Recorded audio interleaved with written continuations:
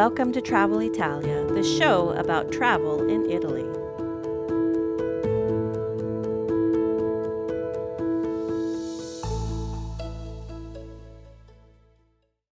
Ciao amici, and welcome back to Travel Italia, the podcast that helps you travel smarter, deeper, and with more confidence through Italy.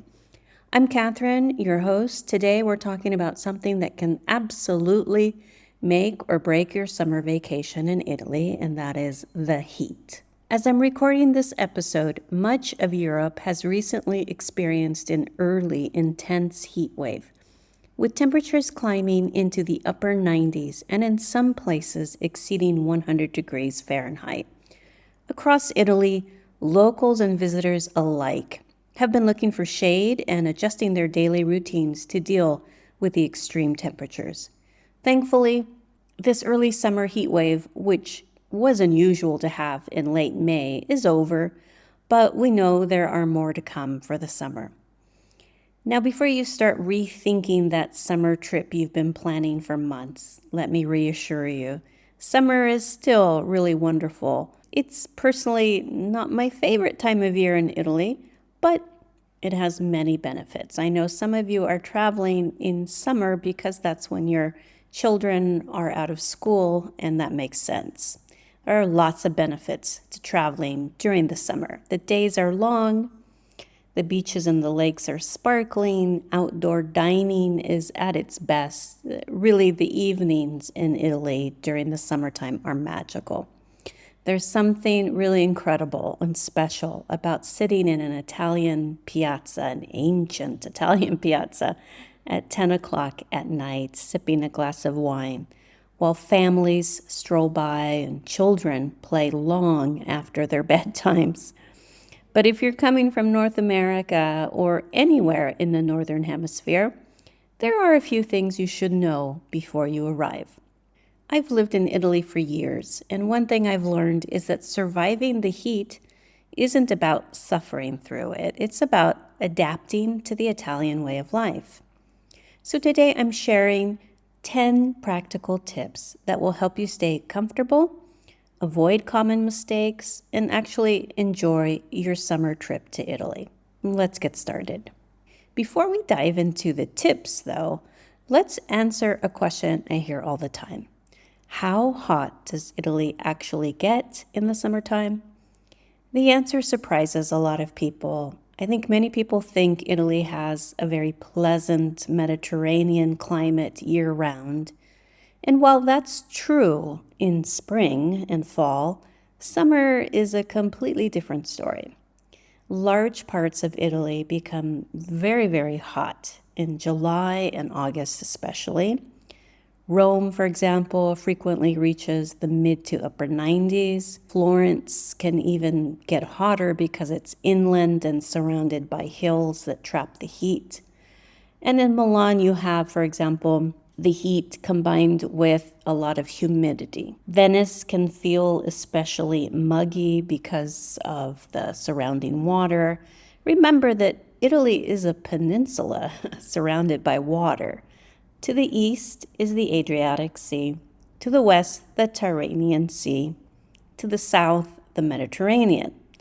All that water contributes to humidity throughout much of the country. So even when the temperatures aren't extreme, the air can feel heavy and sticky. And once you accept that and plan accordingly, your trip becomes much more enjoyable. So let's move on to my tips on how to survive the heat of an Italian summer. Okay, let's start with my first tip, which is something that I see all the time. I think it's the biggest mistake I see visitors make, and that is stop sightseeing like an American. I'm sorry, I apologize to my fellow countrymen, but I see this all the time. People that try to see too much all day long. They leave the hotel at 9 in the morning and don't stop until dinner time. Now, in July and August in Italy, believe me, friends, that is a recipe for exhaustion and possibly a heat stroke. Keep in mind the hottest hours are between noon and 5 o'clock. Yet that's exactly when many tourists choose to stand in long lines outside major attractions or spend time in the heat. Instead, do what the Italians do. Get up early, visit your major outdoor attractions in the morning. For example, if you want to visit the Colosseum in Rome, or if you're in Sicily and you want to visit the Valley of the Temples, beautiful, I highly recommend it. Go early in the morning, not in the heat of the afternoon. You will be much more comfortable and happier. Take advantage of the cooler temperatures, then slow down later in the day. This tip really relates to the next, which is plan indoor activities for the afternoon. In my opinion, this is a key tactic. When the temperatures are at their highest, head indoors. So schedule museums, galleries, churches, historic palaces, that kind of thing, during the hottest part of the day. So as you're planning your itinerary, you're planning out your day. Some people like to do that very precisely, and that's fine. But plan on doing these things, not first thing in the morning, but in the afternoon. So whether you're going to the Vatican museums or the Uffizi, the Accademia, wherever that might be, you will be much wiser to do it in the afternoon. So work smarter, not harder. My third tip is embrace the midday break. One of the best things about Italy is that it gives you permission to slow down. It's a natural rhythm. Many visitors feel guilty about returning to their hotel rooms in the afternoon, and I get it because we have such precious little time for our vacations. You feel a need to pack it all in, to see it all, but don't do it because you're going to be exhausted. So take a break, read a book, take a nap, relax in the shade. Many Italians have been doing this for generations. This is the natural rhythm of Italy. It's not laziness, it's just common sense. And the reality is that it can make your vacation much more enjoyable. So get your outdoor sightseeing done early, have a leisurely lunch, then take a rest, take a nap, read a book. Then in the afternoon, you can visit a museum. On to the fourth tip, which is dress for the weather, not the photos. Yes, Italy is fashionable, and you should try to be somewhat fashionable and blend in somewhat, but comfort matters, especially in the summertime. So when you're choosing what to pack, think linen, very important, lightweight cotton, breathable fabrics. You want to avoid synthetic fabrics that do not breathe. I'll give you an example. I remember the first time I spent a summer in Italy, I was concerned about having clothes that wouldn't wrinkle in my suitcase. I didn't want to wear wrinkled clothes, and I didn't want to iron. So I packed wrinkle-free clothes that were predominantly made from synthetic materials. And that did not breathe well. Those materials, those types of clothing don't breathe well. So it was an uncomfortable lesson learned the hard way. So I want to save you from that. I know it's popular to buy wrinkle-free things, and some of those are fine if they're well-designed, well-ventilated type things that are specifically for outdoor activities. I mean, you don't want to walk around Italy in exercise gear. But if that's all you have, fine. If not, invest, I would say, in linen or just some lightweight cotton fabrics, hemp, those kinds of things. And importantly, we don't want to miss talking about comfortable shoes. So Italy will quickly expose any weakness in your footwear. Between the cobblestones, hills, and long walking days, Practical shoes will make a huge difference. You want shoes that are comfortable, but not bulky or heavy. Now, I see a lot of tourists walking around Italian major cities in heavy hiking shoes, and it really baffles me because unless you are actually planning on hiking during your vacation, it's not really a sensible decision to wear bulky hiking shoes. You're better off with a lightweight, fashionable sneaker or comfy sandals that have arch support and a strap. I wouldn't choose to wear flimsy sandals or anything that lacks arch support. And I would not choose to wear flip-flops, even though some people love to walk around in flip-flops. It's not generally a great choice for walking, doing a lot of walking. And generally speaking, Italians, they don't wear flip-flops unless they're by the beach or by water. So remember, you'll be walking a lot on uneven surfaces. A good shoe is very important and also keeps you safe. You also want to pack or buy a hat in Italy to protect you from the intense summer sun. If you don't feel like packing a hat, there are in the summertime millions, okay, maybe not millions, but thousands of vendors that will gladly sell you a nice fashionable hat. All right, my next tip, the fifth tip, is about using the early morning hours. Some of my favorite moments in Italy happen before most people are awake. So my advice is get outside early in the morning, before breakfast even, when the temperatures are very cool, where the crowds haven't arrived yet, no crowds, and the light is beautiful. If you do this, you'll see a side of Italy that many visitors miss entirely. A very quiet side of Italy. You can see shops opening, people coming to work, and just a very normal rhythm of life. Whether you're in Rome, Venice, Verona, Florence, wherever, the early morning hours are really magical. If you're into photography, this is an especially great tip. Taking photos of iconic spots, for example, Ponte Vecchio in Florence, or wherever there are usually crowds, right, which are a lot of iconic places in Italy. It's great to be able to take photos without the crowds and the cool morning air when the light is really spectacular. Even if you're not a photographer, this is a fun experience. I would recommend choosing a day, maybe not the first day of your arrival, but after a few days of being there, you see some sights and you know what you want to capture.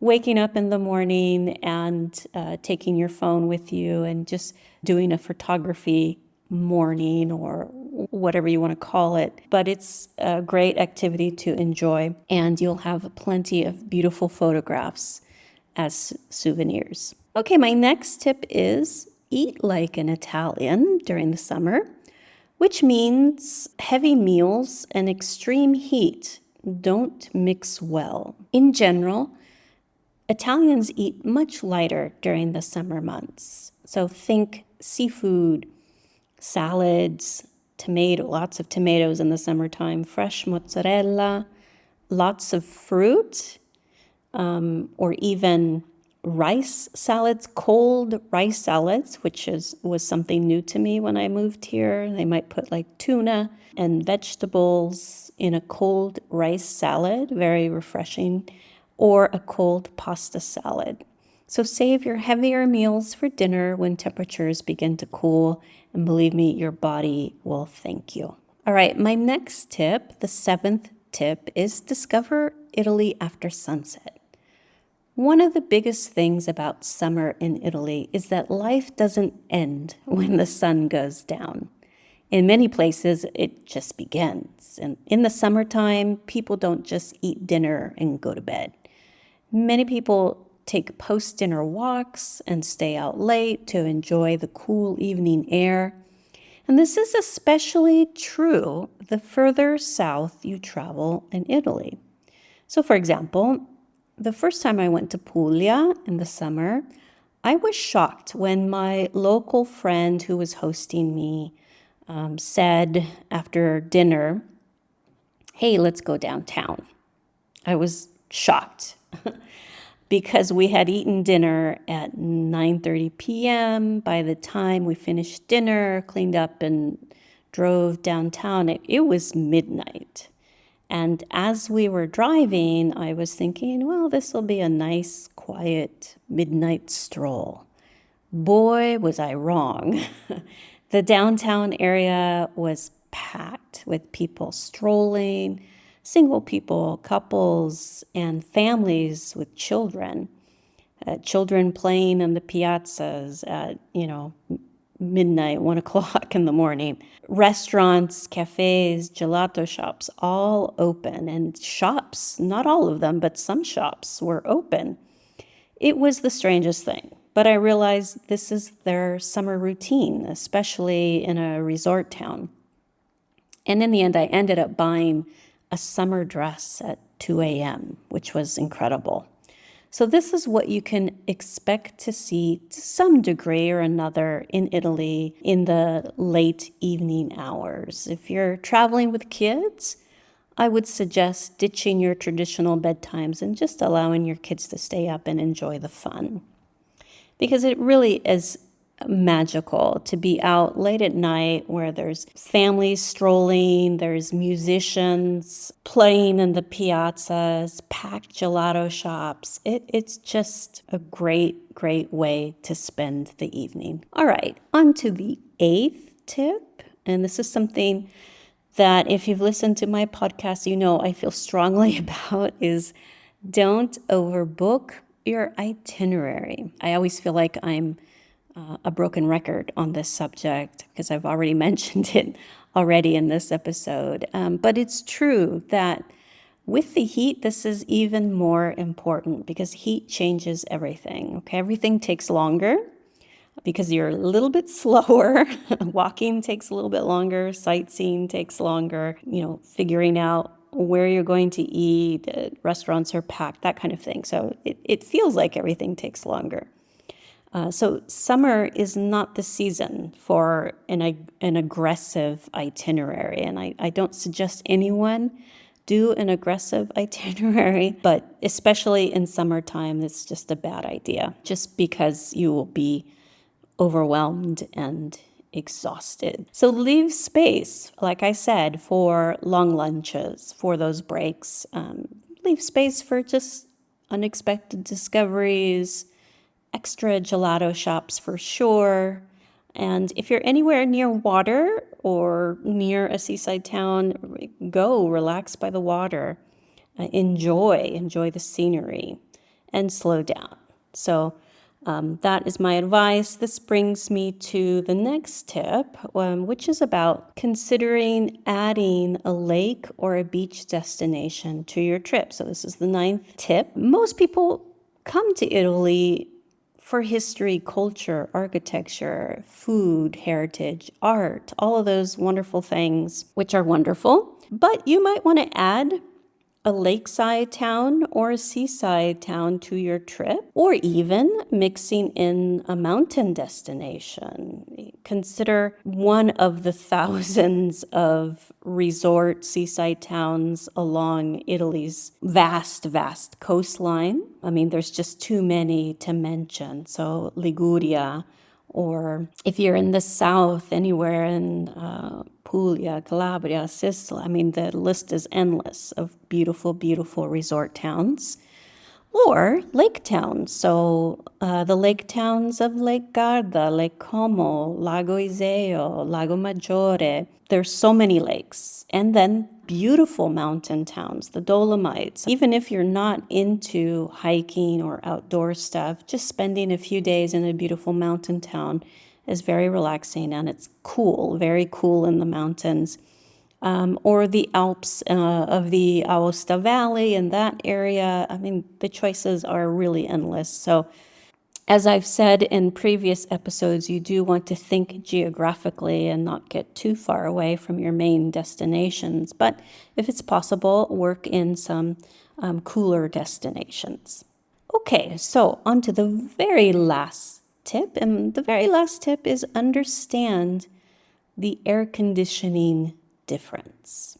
Before we finish, there's one more thing every American traveler should know. So this tip is for you, my fellow Americans. And that is that air conditioning in Italy is different. In the United States, we're used to walking indoors and feeling an immediate blast of cold air. Hotels, restaurants, shopping malls, museums, offices, grocery stores, everything is often kept very, very cool. It's normal to walk into any public indoor space and be hit with a refreshing blast of cold air. But that's not the case in Italy. Italians take a very different approach. Many historic buildings were not designed for modern cooling systems, so therefore there is no air conditioning. Energy costs in Italy are significantly higher, so people are careful with air conditioning. And culturally, there is just less emphasis on keeping indoor spaces extremely cold. As a result, you may find that hotel rooms feel cool but not cold. Museums still feel warm on hot afternoons. Churches are cooler than outside but not air conditioned. And restaurants often leave doors open. This doesn't mean anything is wrong. It's just simply a different way of managing summer heat. So, understanding this before you arrive can help you avoid disappointment and enjoy your trip much more. Okay, so those were my 10 tips. Now, before we wrap this up, I want to leave you with one final piece of advice, and that is manage your expectations. I think one of the biggest reasons travelers become frustrated during the summer travel season in Italy, it isn't really the heat itself. It's expecting Italy to function exactly like home. But Italy has a different rhythm, a different reality. People slow down, dinner happens later, life shifts into the evening, and the air conditioning looks very different. And honestly, it's all part of the charm, right?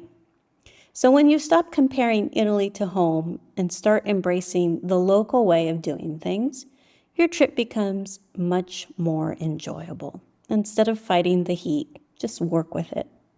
Sightsee early, rest and visit indoor places during the afternoon.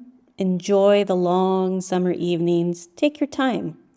Because the secret to surviving summer in Italy isn't just avoiding the heat, it's learning to experience Italy the way Italians do. And when you do that, you'll discover that some of the most memorable moments happen after the sun starts to go down.